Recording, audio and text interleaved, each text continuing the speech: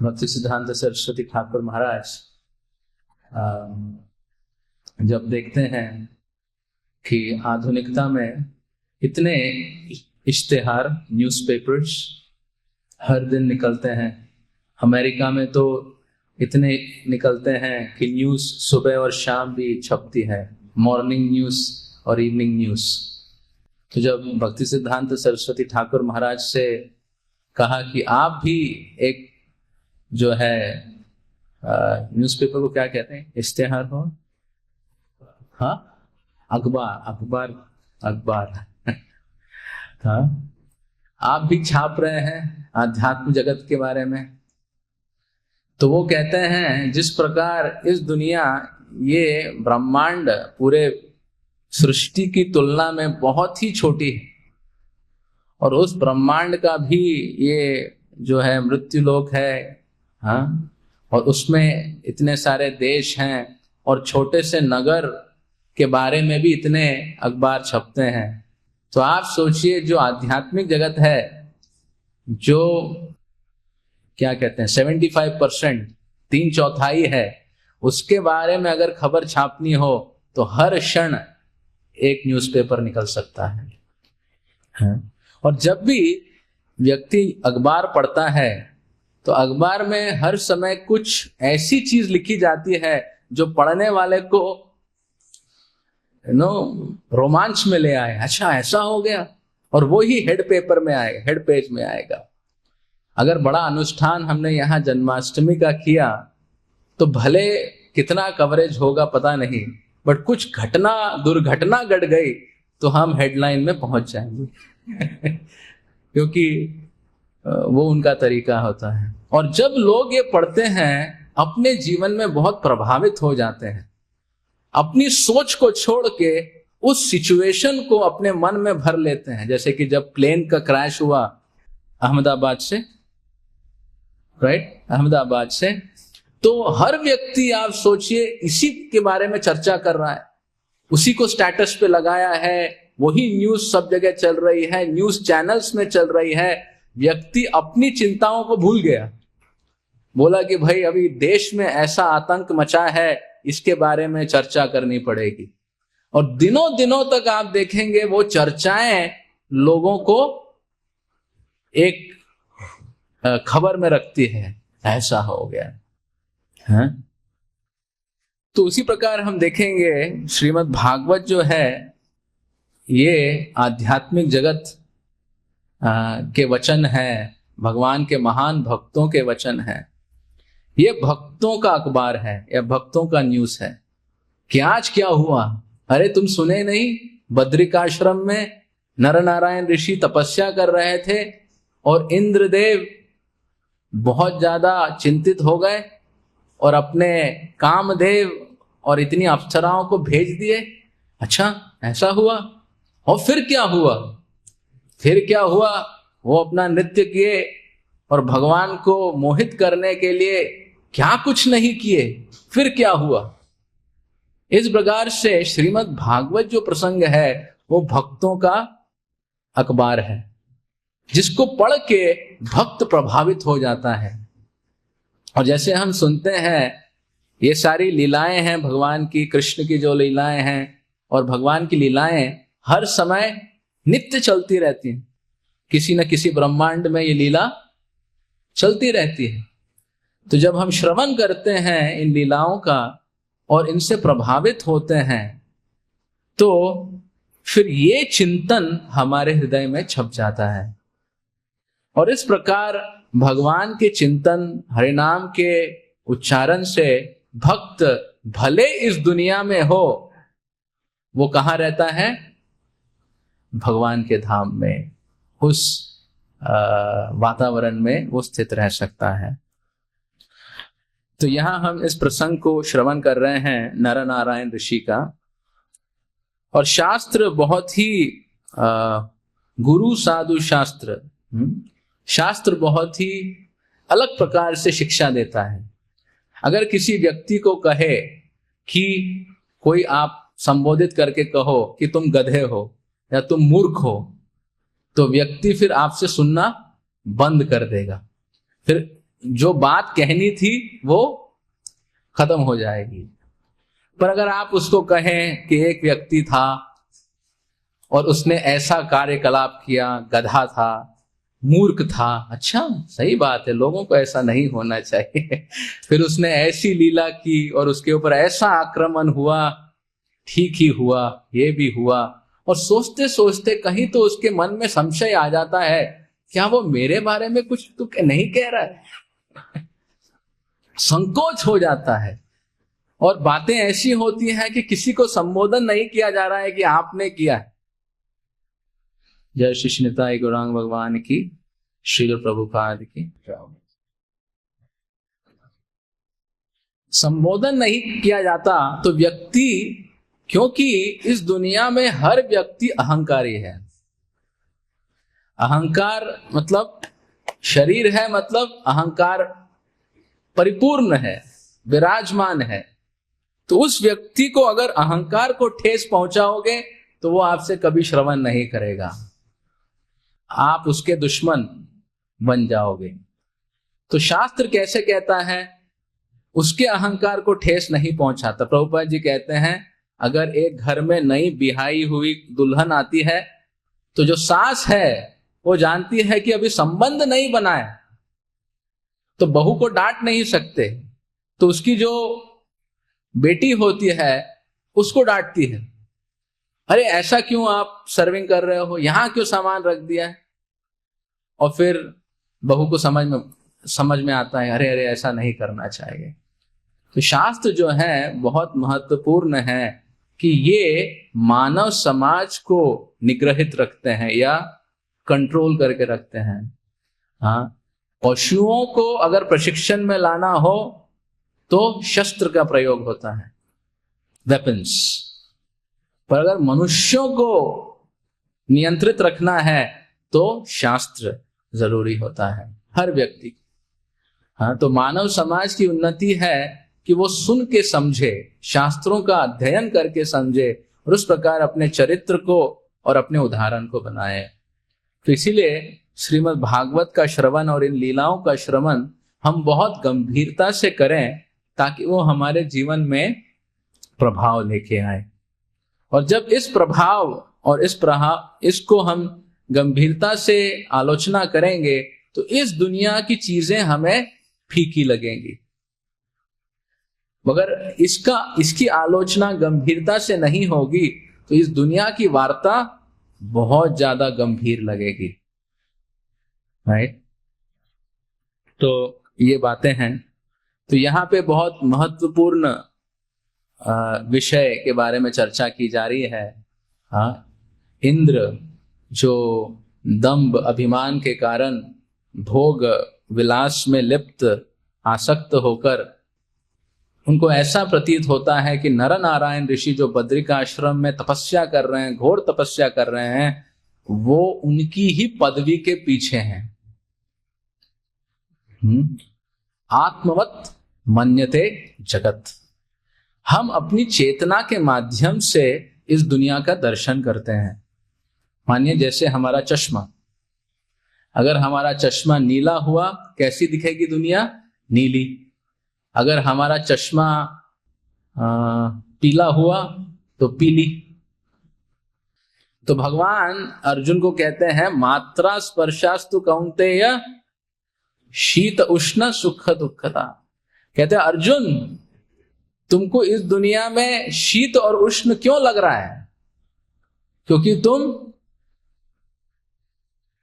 कपड़े जो है, जैसे कि मानिए आप गर्मी में पूरा स्वेटर कोट सब कुछ पहन लो और फिर कैसा लगेगा, व्यक्ति पसीना पसीना हो जाएगा। बोले प्रभु जी फैन नहीं चल रहा है, एसी नहीं चल रहा है, क्या हो रहा है, बढ़ाइए। भाई आपकी त्वचा इतनी मोटी कर ली आपने तो फिर प्रभाव वैसा ही होगा। स्वेटर निकालिए, कोट निकालिए तो इमीडिएटली प्रभाव चला जाएगा। तो उसी प्रकार कहते हैं हर जीवात्मा ने शरीर जो स्थूल और सूक्ष्म है वो कपड़े पहने, इसीलिए वातावरण में ऐसे प्रभाव होते हैं। जैसे ही वो कपड़े निकले तो फिर ये शीत उष्ण सुख दुखदा नहीं होगा। तो कृष्ण अर्जुन को कहते हैं ये शरीर के आइडेंटिफिकेशन के कारण ये वातावरण है। हाँ, तो उसी प्रकार हम अपनी चेतना, अगर चेतना हमारी भौतिक है, भौतिक का मतलब हम समझते हैं कि हम ये स्थूल शरीर हैं, सूक्ष्म शरीर हैं, हम ये मन अहंकार हैं और कृष्ण से अलग हैं। फिर इस भाव में जब व्यक्ति रहता है वो दुनिया को भी उसी प्रकार से देखता है, राइट? क्योंकि इंद्र के हृदय में आसक्तियां हैं, तो किसी को भी देखता है तो उसको लगता है शायद ये भी मेरी तरह है, ये भी इंद्र पदवी के लिए तपस्या कर रहा है, यज्ञ कर रहा है, मतलब मेरे पीछे लगा है। हाँ, ये भाव होते हैं। उसके कारण क्या होता है? क्यों? क्योंकि जब एक व्यक्ति को मिथ्या अहंकार होता है, जब भोग विलास में व्यक्ति लगता है और सफलता प्राप्त करता है तो उसको मिथ्या अहंकार हो जाता है। और जब मिथ्या अहंकार होता है तो वो पूरी दुनिया के साथ प्रतियोगिता करने लगता है कि कोई मुझसे आगे नहीं बढ़े, और अगर कोई उससे आगे बढ़े तो उसके प्रति उसको ईर्ष्या हो जाती है, और ईर्ष्या के कारण फिर वो निंदा करता है या कुछ आहत करता है ताकि उसकी पदवी सही सलामत रहे। तो इंद्र भी हम देखते हैं यही भाव को प्रकट कर रहे हैं, और हमारे जीवन में भी हम देखेंगे ऐसे ही भाव प्रकट होते हैं। हाँ, इसी प्रकार का अहंकार मिथ्या, क्योंकि जो भी हम यहां देख रहे हैं इंद्र के साथ हो रहा है, ये एक डायग्नोसिस है कि हमारे साथ भी यही घटनाएं घट सकती हैं अगर हम सावधान नहीं हैं। यहां पे परपोर्ट में लिखते हैं गत विस्मय फ्री फ्रॉम फॉल्स प्राइड। कहते हैं अगर कोई तपस्या करे और उस तपस्या से अहंकार हो जाए तो वो भौतिक है। Amazing definition. If you do any austerity और पेनेंस और एनी प्रैक्टिस और वो आपको अहंकारी बना दे तो वो अध्यात्म का क्या कहते हैं, उसको नहीं दर्शाता है, फिर वो भौतिकता है, राइट? तो we do a lot of things. हम बहुत साधन करते हैं, अलग अलग कार्य करते हैं, सेवा करते हैं, पर अगर सेवा से दंभ हो रहा है, अहंकार हो रहा है, तो यहां पे कह रहे हैं वो भौतिक है। हाँ, और जब भौतिक वातावरण होता है तो व्यक्ति इन ईर्ष्या अहंकार में फंस जाता है। और जब व्यक्ति का मन भौतिक हो जाता है तब वो अपराध करने में बहुत ही उसको सहज मार्ग मिल जाता है। अगर आप देखेंगे जो 10 अपराध हैं या जो अलग अलग अपराध हैं, उनका मूल कारण है हम आध्यात्मिक चीजों को भौतिक दृष्टि से देखते हैं। जैसे वैष्णवों को हम सामान्य समझते हैं, गुरु को नर समझते हैं, उसी हमारे जैसे ही हैं। हाँ, शास्त्रों को देव सबको जो है भौतिक तुलना करते हैं, हरिनाम को भी हम भौतिक आलोचना करते हैं या भौतिक प्रकार से उसका प्रयोग करते हैं। हाँ, तो इस प्रकार जब हम चीजों को भौतिक चिंतन करते हैं तो फिर अपराध करने का जो है या निंदा करने के लिए बहुत ही सहज मार्ग मिल जाता है हर व्यक्ति को। हाँ, और जैसे कल बता रहे थे, मुझे बहुत अच्छा लगा, रसायन प्रभु बता रहे थे कि वैष्णव निंदा पे क्यों इतना जोर दिया गया है, क्योंकि वैष्णव निंदा इज द बिगिनिंग। आज आप सामान्य आपके साथ जो भक्त हैं उनकी निंदा करते हो, फिर बाद में जो मैनेजमेंट में हैं उनकी निंदा करते हो, फिर जो मैनेजमेंट को खड़े किए हैं ऊपर के वैष्णव उनकी निंदा करोगे, फिर जो गुरु और प्रभुपाद हैं जिन्होंने ये संस्था बनाई उनकी निंदा करोगे, और फिर जो ब्रह्म मध्य व गौड़ीय संप्रदाय को शुरू किए कृष्ण को उनकी निंदा करो। मतलब व्यक्ति यहां से शुरू होगा, परंपरा तक वहां पहुंच जाएगा। ये पूरा लिंक है ना, ये क्यों गड़बड़ है इसके कारण, ये क्यों गड़बड़ है इसके कारण। तो मुझे बहुत अच्छा लगा कि वैष्णव निंदा is the gateway, so that you can offend. हाँ, तो अगर किसी को निंदा करनी हो या भौतिकता, किसी को हम भौतिक रूप में देखें, उसके लिए उसकी क्वालिफिकेशन है मिथ्या अहंकार, pride. You cannot offend somebody unless you are proud, right? Pride is very necessary qualification. जैसे कि एक वरिष्ठ भक्त मुझे बता रहे थे, जब हम कुछ ज्ञान प्राप्त करते हैं और उसका मंथन करते हैं तो वो हमारी समझ हो जाती है, अंडरस्टैंडिंग. और जब उस समझ से सेवा भाव को मिश्रित करते हुए उसको अपने जीवन में उतारते हैं, फिर साक्षात्कार हो जाता है. Right? Understanding plus service attitude in application is realization. और फिर उन्होंने कहा एक और इक्वेशन है, साक्षात्कार होने के बाद अगर व्यक्ति मिथ्या अहंकार में फंस गया और उसने कहा कि अब मैं भक्त बड़ा बन गया, तो कहते हैं साक्षात्कार plus pride is equal to understanding. फिर जो पुनर्मूषिक भव, इतनी साधना करके भैया, तपस्या करके, सेवा भाव करके ऊपर चढ़ा था, फिर दम्भ अहंकार से अब कुछ कह दिया तो फिर ऊपर से नीचे आ गया. अब फिर अंडरस्टैंडिंग से शायद नॉलेज में भी चला जाए. उसके बाद डज गॉड एग्जिस्ट, उसके बारे में चिंतन हो जाएगा कभी कभी व्यक्ति को, कैसे हो सकता है, राइट? तो जो मूल कारण है वो भौतिक दृष्टि और अहंकार, मिथ्या अहंकार. हाँ, ये जो है एक व्यक्ति के लिए बहुत, और ये वातावरण इस दुनिया का इसके लिए बहुत ही फर्टाइल है. क्या कहते हैं? बहुत ही उपजाऊ जमीन है. थोड़ा सा डालो, इमीडिएटली बिना कोई मेहनत के बढ़ जाता है. या इम्यूनिटी इतनी कम है कि घूमो व्यक्ति छींकने लगता है, राइट? फिर लेट जाता है. तो इस वातावरण में मिथ्या अहंकार बहुत ही आसान है. किसी की निंदा करना बहुत ही आसान है. किसी को आसक्त देख के उसको भी अपनी तरह मानना बहुत ही आसान है, बहुत ही आसान है, राइट? तो इसीलिए श्री चैतन्य महाप्रभु, और ये बहुत मुश्किल है इस वातावरण से निकलना, इस मनोदृष्टि से निकलना, इस चिंतन से निकलना. कैसे व्यक्ति इससे परे जा सकता है? हाँ? तो श्री चैतन्य महाप्रभु की कृपा ही कलयुग में प्रधान है. किसी भी कार्य को संपन्न करने के लिए कलयुग में सिर्फ महाप्रभु की कृपा से ही बेड़ा पार हो सकता है. हाँ, कलो नोल्छे निदे राजन अस्ति एक महान गुना कीर्तनादेव कृष्णस्य मुक्त संग परम व्रजेत. हाँ, ये जो श्लोक है चैतन्य चरितामृत का, कथंचन स्मृते यस्मिन् दुष्करम सुकरम भवेत विस्मृते विपरीतम स्यात् श्री चैतन्य नमामि तम. बहुत ही सहज चीजें, बहुत ही मुश्किल और दुष्कर चीजें जो हैं, सहज सुकरम भवेत.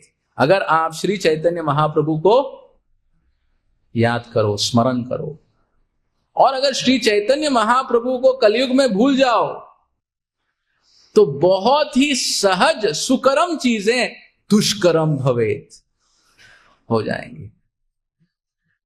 तो आज हम श्री चैतन्य महाप्रभु की बातों से श्रवण करेंगे कैसे हम इस वातावरण से बच सकते हैं और अपने भक्ति में अग्रसर हो सकते हैं, राइट?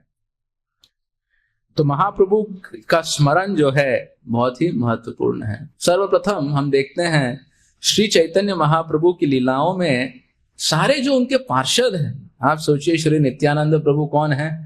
बलराम, अनंत शेष, हाँ, सारे ब्रह्मांडों के स्रोत, हाँ, महाविष्णु, सदाशिव, नारद जी, सुखदेव गोस्वामी, अनेक अनेक महान महान भक्त श्री चैतन्य महाप्रभु की टोली में हैं, इतने सारे.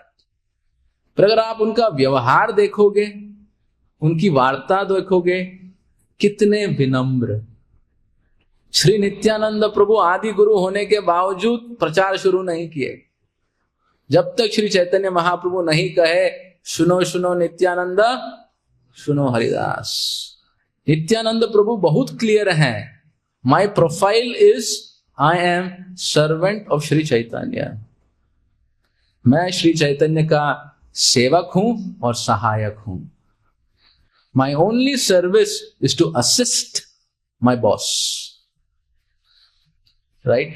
आई have no other aspiration and identification, right. तो हम देखते हैं हर जो वैष्णव है, जो महान भक्त हैं, उनकी चेतना में ये दासत्व भाव। हाँ, इस दुनिया में हर व्यक्ति सबको हटा के एक्सक्लूसिवली बाहर निकलना चाहता, पछाड़ के आगे पहुंच गया। भाई कैसे पहुंचे? मैं खुद पहुंचा। कोई मदद किया क्या? बिल्कुल नहीं। कोई धक्का दिया क्या? हाँ बहुत दिए, पर मैं पहुंच गया। Everybody wants to exclusively be glorified. पर हम देखते हैं श्री चैतन्य महाप्रभु की लीला में सब श्री चैतन्य महाप्रभु के दासत्व को स्वीकार करके उनको प्रामुख्यता देते हैं। हाँ, कोई भी स्वयं को केंद्र बनाने के लिए इच्छुक नहीं होता है। श्री नित्यानंद प्रभु, श्री बलराम, श्री लक्ष्मण उस प्रकार से सेवक भाव है। अद्वैताचार्य महाविष्णु हैं, हरिदास ठाकुर ब्रह्मा जी हैं। कितनी विनम्रता है, हाँ, कि पुरी जगन्नाथपुरी में जाने के बाद सारे वैष्णव महाप्रभु से दर्शन करने जाते हैं और हरिदास ठाकुर वहीं पे प्रणाम करके वहीं पे रुक जाते हैं। महाप्रभु कहते हैं कहाँ है हरिदास? कहते हैं वो खुद को इतना तुच्छ समझते हैं कि वो अपनी संगति से पुरी के धाम को जो है प्रभावित नहीं करना चाहते, इसीलिए वो वहीं पे रुक गए हैं। महाप्रभु कहते हैं गोविंद उनके लिए प्रसादम का प्लेट बनाओ, वो तो आएंगे नहीं प्रसाद के लिए, उनको बाद में परोसना। और फिर हरिदास ठाकुर के लिए महाप्रभु आयोजन उस प्रकार से करते हैं। तो सारे जो वैष्णव हैं जो चैतन्य लीला में हम स्मरण करते हैं, उनका भाव विनम्रता का है, ह्यूमिलिटी। हाँ, just like false pride is the gateway of this world. इस दुनिया में एंट्री मारना है, वेलकम। अहंकार से विराज क्या बोलते हैं, वशीभूत होकर make entry and deal in this world. और हर चीज करे व्यक्ति तो चाहेगा कि मेरी और प्रशंसा हो, मेरा गुणगान हो, ये हो वो हो। तो एक बार मुझे याद है जब हम हिसोलिन राधानाथ महाराज जी से एक निष्ठा कैंप में एक प्रवचन हुआ था, मुझे बहुत अच्छी तरह याद है। हाँ, चौपाटी में 2004 में। तो तब बैठे थे, महाराज कथा कर रहे थे, तो हमारे एक भक्त हैं IIT के विपुल अग्रवाल प्रभु, वो कहे महाराज जी मेरा प्रश्न है। आपका क्या प्रश्न है? मेरा प्रश्न है कि आप बारंबार ये महाप्रभु के श्लोक का उच्चारण करते हैं, तृणादपि सुनीचेना तरोरपि सहिष्णुना अमानिना मान देना कीर्तनीय सदा हरि। हाँ, जैसे हिसोलिन जयपता का महाराज कह रहे थे कि मैं जब भी कथा करता हूं, कोई भी श्लोक हो, श्री चैतन्य महाप्रभु के बारे में उस आलोचना को ले आता हूं और फिर महाप्रभु का मैं गुणगान करता हूं। उसी प्रकार हिसोलिन राधानाथ महाराज कोई भी प्रवचन दे रहे हो, वो है या नहीं, पर उसमें तृणादपि विनम्रता पहुंच जाता है। तो कहे महाराज जी आप ये बात कह रहे हैं, बट सुन के हमको बहुत भय लगता है क्योंकि हम इतने अहंकारी हैं, मिथ्या है, और हम तो कुछ बनना चाहते हैं। आप कहें उसको ऐसी आलोचना बनाओ, it looks very difficult to achieve. तो महाराज जी कहते हैं आप क्या बात कर रहे हो? तृणादपि सुनीचेना जो श्लोक है, it is the entrance gateway to the spiritual practice. उसके बाद न धनम न जनम न सुंदरिम ऐनंद तनुज किंकरम नयनम गलत अश्रुधारया युगायितम निमेशेन एंड अल्टीमेटली आश्लिष्यवा पादरताम पिनष्टुमा। तो महाराज जी ने कहा भाई उस दुनिया से इस दुनिया में एंट्री मारनी है तो इस गेटवे को में प्रवेश करना है ना। गेट, मानिए कोई मंदिर के गेट में प्रवेश नहीं किया, गर्भगृह तक कैसे पहुंचेगा? अचानक तो नहीं इधर टपकेगा। तो ही सेड गेटवे इज विनम्रता, ह्यूमिलिटी इज द गेट। और फिर उन्होंने कहा humility is like a pole star, ध्रुव तारा, राइट। तो जब नाविक समुद्र में अपनी नाव चलाते हैं, उनको दिशा कैसे दिखती है? By seeing the pole star. उस पोल स्टार को देख के वो समझते हैं कि भाई मैं सही दिशा में जा रहा हूं। तो इसी प्रकार कहते हैं ह्यूमिलिटी गेटवे है और ह्यूमिलिटी पोल स्टार है। मतलब उसको पूर्णतः प्राप्त करना बहुत ही मुश्किल है, परंतु अगर उसके ऊपर दृष्टिकोण रख के आप इस भवसागर में अपनी नाव को चलाओगे या भक्तों के संग में रहोगे, बट ऑलवेज फोकस है कि पोल स्टार के ऊपर फोकस करके कि हम उस दिशा में जा रहे हैं कि नहीं, तो कहते हैं आप कृष्ण के चरण कमलों तक पहुंच जाओ। That is the compass.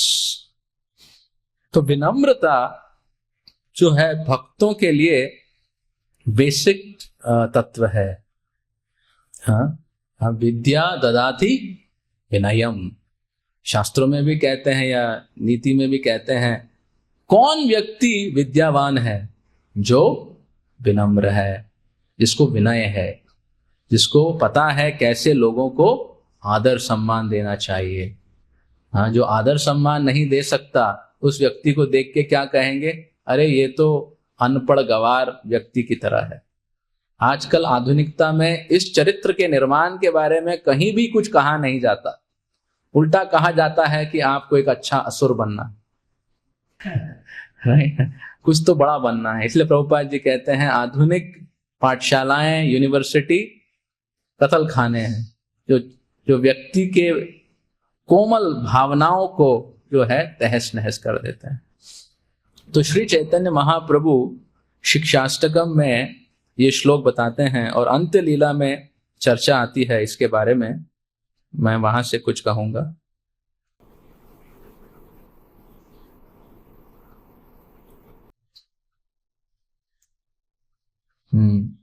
सर्वशक्ति नामे दिला कोरिया विभागा, हमारा दुर्दैव नामे नाही अनुरागा। महाप्रभु राय रामानंद और स्वरूप दामोदर के साथ अंत्य लीला का ये विवरण है। वो प्रेम की अलग अलग भावनाओं को चखते हुए इन श्लोकों का उच्चारण करते हैं। तो सर्वप्रथम वो हरिनाम का गुणगान करते हैं कि हरिनाम जो है चेतोदर्पण मार्जनम भव महादावाग्नि निर्वापनम, किस प्रकार सारे कलमश के नाश के लिए सिर्फ और सिर्फ कलयुग में हरिनाम ही सार है।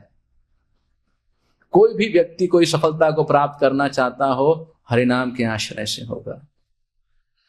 So the first principle of spiritual practice is appreciation. हम भगवान को, भक्तों को, हरिनाम को, धाम को, श्री विग्रह को किस प्रकार सराहना करते हैं और उनको आध्यात्म के रूप में देख पाते हैं। जैसे मैंने कहा, भौतिक देखने से अपराध होता है और स्पिरिचुअल अप्रिसिएशन से फिर सेवा का भाव उद्गम होता है। जैसे ही हम श्रवण करते हैं हरिनाम इतना कृपालु है, हरिनाम इतना शक्तिशाली है और मेरी चिंता परेशानी को दूर कर सकता है, फिर हम ध्यान से जप करने की चेष्टा करते हैं विनम्र होकर। तो appreciation is the first quality जो यहाँ पे हम शिक्षाष्टक में देखते हैं। और फिर महाप्रभु कहते हैं दुर्दैवम, हाँ, हमारा दुर्दैव नामे नाही अनुराग।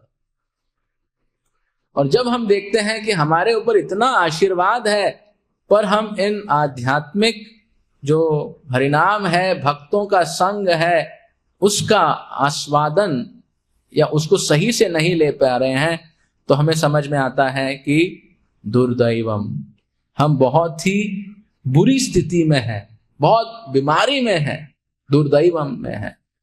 हाँ, और फिर महाप्रभु कहते हैं, पर हे राय रामानंद और स्वरूप दामोदर, इस बीमारी के वातावरण में भी, इस अहंकार, मिथ्या अहंकार के वातावरण में भी, जो बहुत ही सहज है इस दुनिया में, एक तरीका है यहां से निकलने का और बहुत ही जल्दी कृष्ण प्रेम प्राप्त करने का।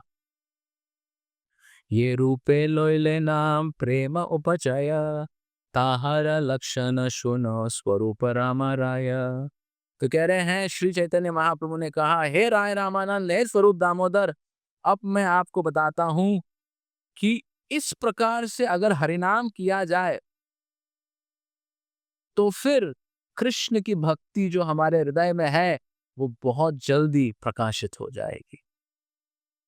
और फिर महाप्रभु क्या कहते हैं, श्रनादपि सुनीचेन तरोरिवा सहिष्णुना अमानिना मानदेन कीर्तनीय सदा हरि। राइट, ये श्लोक है, अगर इस भाव से हरिनाम किया जाए तो बहुत जल्दी अहंकार से व्यक्ति छूटकर कृष्ण प्रेम की तरफ गाड़ी बहुत जल्दी चलेगी। और फिर इसके लिए परपोर्ट देते हैं श्री चैतन्य महाप्रभु, उत्तम होए आपना के माने त्रिना धमा, दुई प्रकारे सहिष्णुता कोरे वृक्ष समान। हाँ, जो हरिनाम जप कर रहा है वो अगर उत्तम भी हो पर उसकी भावनाएं दो होती हैं। दो भावनाएं क्या है, एक तृण के तरह विनम्र और वृक्ष के तरह सहिष्णुता। राइट, आज शायद हम उसी के बारे में पढ़ रहे थे हरिनाम के इंस्पिरेशन में। हाँ, वृक्ष ये न काटे लिहा किछु न बोलाया, सुखाया मैले करे पानी न मागाया। When a tree is cut down, it does not protest. Even when drying up, it does not ask anyone for water. तो व्यक्ति कैसा होना चाहिए जो हरिनाम जप कर रहा है, अगर उसको काटा जाए, कलयुग में कैसे काटेगा, उसका ओपिनियन काटा जाए, उसका एडवाइस काटा जाए या उसको कुछ कह दिया जाए, ईगो को थोड़ा काटा जाए, बोले तुम इधर उतना उचक रहे हो नहीं, तो क्या कहेगा, फर्स्ट क्वालिटी वो प्रोटेस्ट नहीं करेगा, नो प्रोटेस्ट। राइट, एक हाँ, नो प्रोटेस्ट। एक बार श्रील प्रभुपाद जी के समाधि में बड़ा प्रोग्राम हो रहा था और बड़ा जो है आयोजन था, और इसके लिए जननिवास प्रभु को वहाँ पे ऑफरिंग करने के लिए बुलाया गया था। और वहाँ पे पूरे नए भक्त लोग वहाँ पे थे, those who did not know Jananivas Prabhu. तो वहाँ पे जननिवास प्रभु, और उनको बोल दिया गया था किसी को भी अंदर नहीं घुसने देना, ब्रह्मचारी हो क्या हो वो हो, आपकी सेवा है, किसी को मत घुसने देना। तो जननिवास टू आए ऑफरिंग करने के लिए टाइम पे, और बड़ा फेस्टिवल था, और जननिवास टू को घुसने नहीं दिया। और आप जानते हैं इसलिए जननिवास टू को नो प्रोटेस्ट, जाके वो एक जगह बैठ गए और दुखी हो गए कि प्रभुपाद जी मुझसे खुश नहीं है, मेरी सेवा स्वीकार नहीं कर। ये नहीं सोच रहे कि ये नया नवशिका भक्त जानता नहीं मैं कौन हूं मायापुर का, वो सोच रहे हैं नो प्रोटेस्ट, और जाके बैठ गए। और वहां पे आयोजक सोच रहे हैं कि भाई प्रोग्राम क्यों आगे नहीं बढ़ रहा है, बोले ऑफरिंग नहीं हुआ है तो उसके बाद तो दर्शन खुलेगा, आरती होगी, तो ऑफरिंग क्यों नहीं हुआ है, अरे ऑफरिंग करने वाले आए नहीं, बोले ऑफरिंग करने वाले कौन थे, फिर जननिवास तो वो कहाँ है, वो वहां है, वो कोने में बैठ के विलाप कर रहे हैं, क्यों उनको अंदर आने नहीं दिया। तो सब लोगों को समझाया भाई क्या मूर्ख लोग हो यार, तो बोला जाओ जाओ सेवा करने। और ऐसा नहीं कि वे जाते समय जननिवास तो सबको देख रहे हैं, क्या मूर्ख लोग हैं, अब समझे मैं कौन। तो no protest, that is what being said. अगर आपको हरिनाम जप करना है, नो प्रोटेस्ट। तो उनके लिए तो वो सहज है, जननिवास टू के लिए ये सहज है, हमारे लिए सहज नहीं है। पर कहते हैं अगर हरिनाम करना है पैसा भरना पड़ेगा। आप नो प्रोटेस्ट। हाँ, और एक बात कह के आज की कथा को विराम देंगे। ये मागाए तारे दे आपन धन, घर्म वृष्टि सहे आने राखो रहे रक्षणा। The tree delivers fruits, flowers, and whatever it possesses, and it tolerates scorching heat and torrents of rain, yet it still gives shelter to others. तो जब आप सेवा कर रहे हो, आप खुद को समर्पित कर देते हो ताकि किसी को पुष्प मिले, किसी को फल मिले, किसी को छांव मिले, है ना? I am giving shelter, I am helping, I am providing. पर उसके बाद हो सकता है लोग प्रोग्राम बनाएं, इस पेड़ को काटना चाहिए क्योंकि हमको और ईंधन चाहिए। ग्रैटिट्यूड की बात तो छोड़ दीजिए प्रभु जी, लोग हम पे ही सोच रहे हैं कि हम ही कारण हैं। तो it will take heat but it will give shade, it will take heat but give fuel. ये है वृक्ष। मतलब इतनी सेवा करने के बाद भी, हाँ, अगर कहा जाए कि क्या किए हो, खाक किए हो, नहीं होते तो बहुत अच्छी सेवा होती, फिर भी ठीक है, साइड में जाके कुछ सेवा कर लो। तो ये परीक्षा भी होगी। पढ़ाई वढ़ाई पहले कराएंगे, फिर परीक्षा होगी, सबकी परीक्षा होगी। बिना परीक्षा के न धनम न जन्म कैसे जाएंगे? अनन्य भक्ति की प्रार्थना के लिए ये दोनों परीक्षाएं हैं, नो प्रोटेस्ट एंड